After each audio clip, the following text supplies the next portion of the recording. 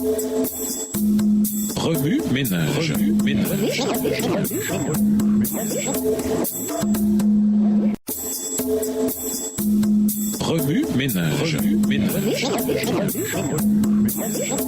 Bienvenue dans votre émission.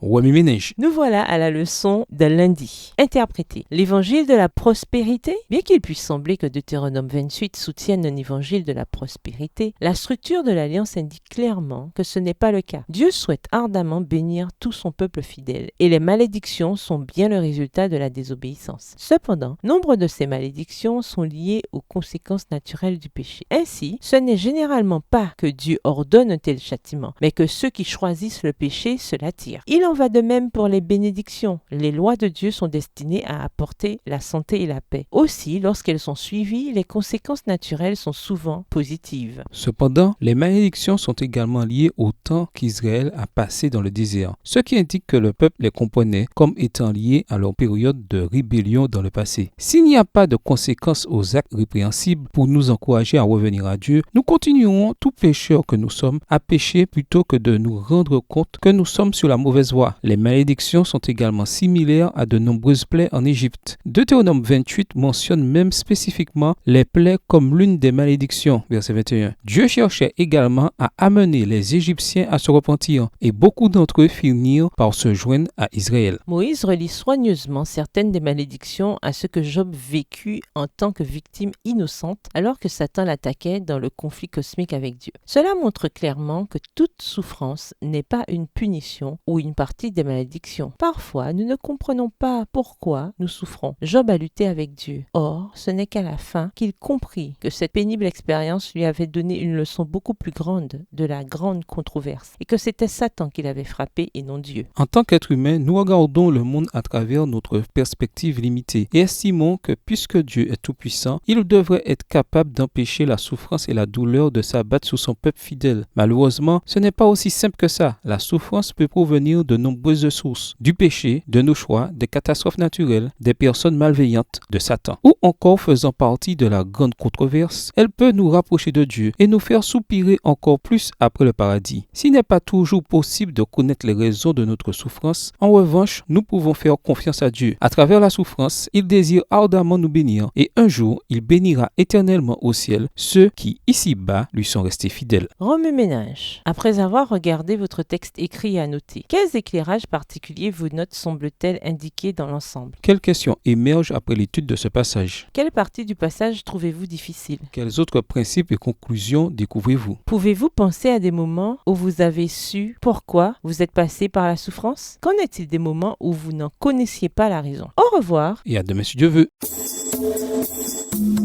Remue ménage.